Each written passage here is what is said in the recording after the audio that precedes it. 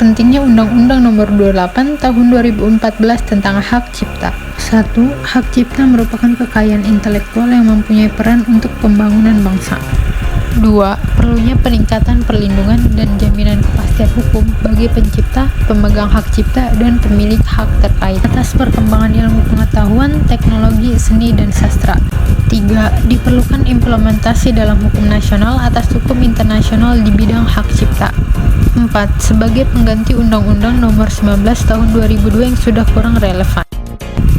Hak cipta. Hak cipta adalah hak eksklusif pencipta yang timbul secara otomatis berdasarkan prinsip deklaratif setelah suatu ciptaan diwujudkan dalam bentuk nyata tanpa mengurangi pembatasan sesuai dengan ketentuan peraturan perundang-undangan berdasarkan pasal 1 angka 1 Undang-Undang Hak Cipta. Produknya adalah lagu, novel, dan puisi.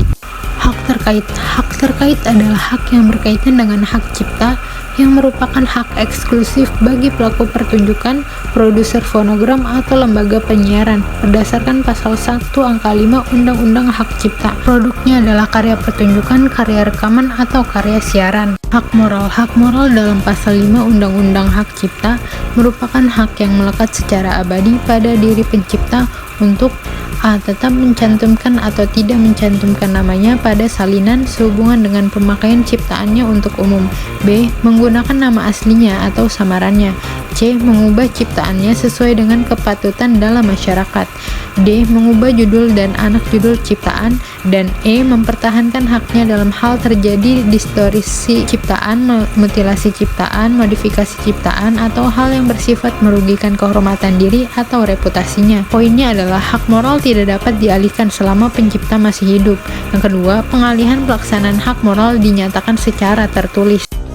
Hak ekonomi. Berdasarkan pasal 8 dan 9 Undang-Undang Hak Cipta, hak ekonomi merupakan hak eksklusif pencipta atau pemegang hak cipta untuk mendapatkan manfaat ekonomi atas ciptaan.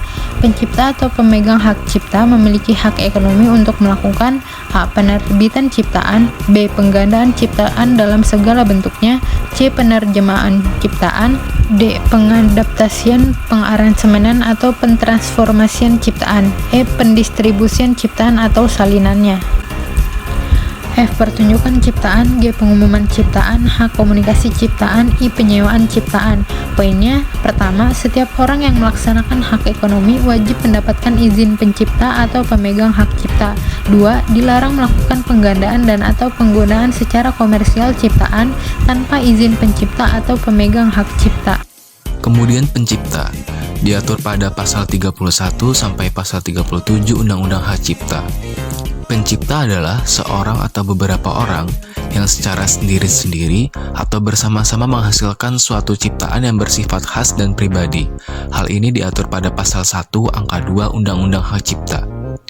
Yang dianggap sebagai pencipta yaitu orang yang namanya A. disebut dalam ciptaan, B. dinyatakan sebagai pencipta pada suatu ciptaan, C. disebutkan dalam surat pencatatan ciptaan, D. tercantum dalam daftar umum ciptaan sebagai pencipta. Selanjutnya, perbedaan ciptaan dengan pencipta. Ciptaan diciptakan oleh dua orang atau lebih. Orang yang memimpin dan menguasai penyelesaian seluruh ciptaan tidak ada. Ciptaan dirancang oleh seseorang dan diwujudkan serta dikerjakan oleh orang lain di bawah pimpinan dan pengawasan orang yang merancang. Ciptaan yang berasal dari badan hukum dengan tanpa menyebut seseorang sebagai pencipta. Ciptaan yang dibuat dalam hubungan kerja atau berdasarkan pesanan. Ciptaan yang dibuat oleh pencipta dalam hubungan dinas. Kemudian pencipta, orang yang memimpin dan mengawasi penyelesaian seluruh ciptaan. Pencipta, orang yang menghimpun ciptaan. Pencipta, orang yang merancang ciptaan. Pencipta berasal dari badan hukum. Kemudian pencipta adalah pihak yang membuat ciptaan, serta pencipta dalam hubungan instansi pemerintahan. Pada pasal 40 Undang-Undang Hak Cipta, diatur ciptaan yang dilindungi oleh hak cipta, antara lain buku, pamflet, perwajahan karya tulis yang diterbitkan dan semua hasil karya tulis lainnya.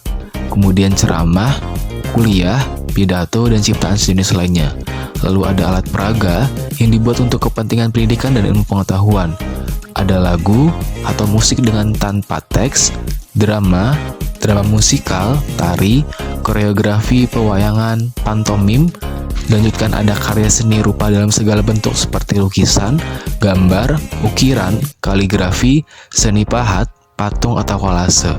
Lalu karya seni terapan, karya arsitektur, peta, karya seni batik atau seni motif lain, karya fotografi, potret, karya sinematografi, terjemahan tafsir, saduran, bunga rampai, basis data, adaptasi, aransemen, modifikasi, dan karya lain dari hasil transformasi.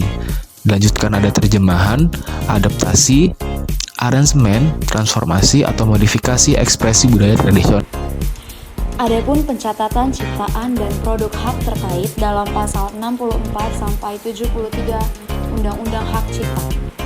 Langkah pertama yaitu registrasi akun pada halaman web hakcipta.dgip.go.id. Langkah kedua yaitu pilih pengajuan pencatatan digital. Langkah ketiga, isi seluruh formulir yang tersedia. Langkah keempat, unggah data dukung yang dibutuhkan. Langkah kelima, lakukan pembayaran. Langkah keenam, pemeriksaan formalitas. Langkah ketujuh, verifikasi. Langkah kedelapan, pencatatan ciptaan disetujui. Dan yang terakhir, percetakan sertifikat. Itulah langkah-langkah pencatatan ciptaan dan produk hak terkait dalam pasal 64-73 Undang-Undang Hak Cipta. Adapun fungsi pencatatan sebagai berikut. Yang pertama, memudahkan pembuktian sengketa hak cipta. Yang kedua, menjadi catatan publik. Yang ketiga, memberi rasa aman bagi pemilik atau pemegang hak cipta. Berikut prosedur permohonan pencatatan ciptaan online. Proses penyelesaian 1 hari kerja, kecuali jenis ciptaan yang dikecualikan. Yang pertama,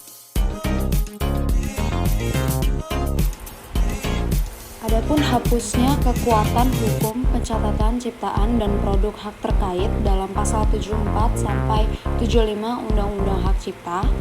Kekuatan hukum pencatatan ciptaan dan produk hak terkait hapus karena yang pertama, permintaan orang atau badan hukum yang namanya tercatat sebagai pencipta, pemegang hak cipta, atau pemilik hak terkait. Dan yang kedua, lampaunya waktu dari masa berlaku hak cipta. Dan ketiga, putusan pengadilan yang telah memperoleh kekuatan hukum tetap mengenai pembatalan pencatatan ciptaan atau produk hak terkait. Atau yang keempat, melanggar norma agama, norma susila, ketertiban umum, pertahanan, dan keamanan negara atau peraturan perundang-undangan yang penghapusannya dilakukan oleh menteri. Baik, selanjutnya kita akan membahas mengenai peralihan hak cipta yang tercantum dalam pasal 16 ayat 2 Undang-Undang Hak Cipta, yang mana hak cipta dapat beralih atau dialihkan baik seluruh maupun sebagian karena pewarisan, hibah, wakaf, wasiat, perjanjian tertulis, atau sebab lain yang dibenarkan sesuai ketentuan peraturan perundang-undangan. Hak cipta dapat dijadikan sebagai objek jaminan fidusia. Selanjutnya, kita akan membahas mengenai lisensi yang terdapat dalam pasal 80 sampai dengan 81 Undang-Undang Hak Cipta. Lisensi merupakan izin tertulis yang diberikan oleh pemegang hak cipta atau pemilik hak terkait kepada pihak lain untuk melaksanakan hak ekonomi atas ciptaannya atau produk hak terkait dengan syarat tertentu. Hal ini tercantum dalam pasal 1 angka 20 Undang-Undang Hak Cipta. Selanjutnya, dalam hal lisensi, pemegang hak cipta atau pemilik hak terkait berhak memberikan lisensi kepada pihak lain berdasarkan perjanjian tertulis untuk melaksanakan perbuatan komersial. Perjanjian lisensi ini berlaku selama jangka waktu tertentu dan tidak melebihi masa berlaku hak cipta atau hak terkait. Pelaksanaan pembuatan komersil disertai kewajiban penerima lisensi untuk memberikan royalti kepada pemegang hak cipta atau pemilik hak terkait selama jangka waktu lisensi. Penentuan besaran royalti dan tata cara pemberian royalti dilakukan berdasarkan perjanjian lisensi antara pemegang hak cipta atau pemilik hak terkait dan penerima lisensi. Besaran royalti dalam perjanjian lisensi harus ditetapkan berdasarkan kelaziman praktik yang berlaku dan memenuhi unsur keadilan. Nah, selanjutnya ada perjanjian lisensi dalam pasal 82 sampai dengan 83, yang mana dilarang memuat ketentuan yang mengakibatkan kerugian perekonomian Indonesia, dilarang bertentangan dengan ketentuan peraturan perundang-undangan, dilarang menjadi sarana untuk menghilangkan atau mengambil alih seluruh hak pencipta atas ciptaannya, dan juga harus dicatatkan oleh Menteri dalam daftar umum perjanjian lisensi hak cipta dengan dikenai biaya. Jika perjanjian lisensi tidak dicatat dalam daftar umum, tidak mempunyai akibat hukum terhadap pihak ketiga. Lalu ada lisensi wajib yang terdapat dalam pasal 84 sampai dengan 86 Undang-Undang Hak Cipta, yang mana lisensi wajib merupakan lisensi untuk melaksanakan penerjemahan dan atau penggadaan ciptaan dalam bidang ilmu pengetahuan dan sastra yang diberikan berdasarkan keputusan Menteri atas dasar permohonan untuk kepentingan pendidikan dan atau ilmu pengetahuan serta kegiatan penelitian dan pengembangan. Penyelesaian sengketa pelanggaran hak cipta dan hak terkait yang diatur dalam pasal 95 sampai dengan 109 Undang-Undang Hak Cipta. Penyelesaian sengketa hak cipta dapat dilakukan melalui alternatif penyelesaian sengketa, arbitrase, atau pengadilan. Pengadilan yang berwenang memeriksa perkara adalah pengadilan niaga. Selain pelanggaran hak cipta dan atau hak terkait dalam bentuk pembajakan, sepanjang para pihak yang bersengketa diketahui keberadaannya dan atau berada di wilayah Negara Kesatuan Republik Indonesia harus menempuh terlebih dahulu penyelesaian sengketa melalui mediasi sebelum melakukan tuntutan pidana. Pencipta, pemegang hak cipta, atau pemilik hak terkait berhak mengajukan gugatan ganti rugi berupa permintaan untuk menyerahkan seluruh atau sebagian penghasilan yang diperoleh dari penyelenggaraan ceramah, pertemuan ilmiah, pertunjukan, atau pameran karya yang merupakan hasil pelanggaran hak cipta atau produk hak terkait. Upaya hukum yang dapat dilakukan atas putusan pengadilan niaga terhadap sengketa hak cipta hanya upaya hukum kasasi. Atas permintaan pihak yang merasa dirugikan karena pelaksanaan hak cipta atau hak terkait, pengadilan niaga dapat mengeluarkan penetapan sementara untuk mencegah masuknya barang yang diduga hasil pelanggaran hak cipta atau hak terkait di jalur perdagangan, menarik dari peredaran dan menyita serta menyimpan serta alat bukti yang berkaitan dengan pelanggaran hak cipta atau hak terkait tersebut, mengamankan barang bukti, dan mencegah penghilangnya oleh pelanggar. Ketentuan pidana atas pelanggaran hak cipta yang diatur dalam pasal 112 sampai 119 Undang-Undang Hak Cipta.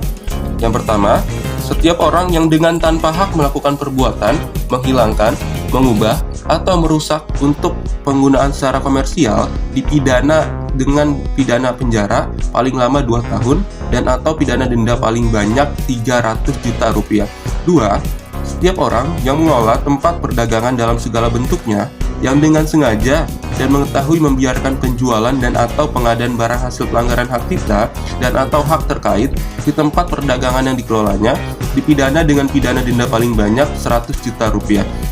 Peraturan Pemerintah Nomor 56 Tahun 2021 tentang pengelolaan royalti hak cipta lagu dan musik.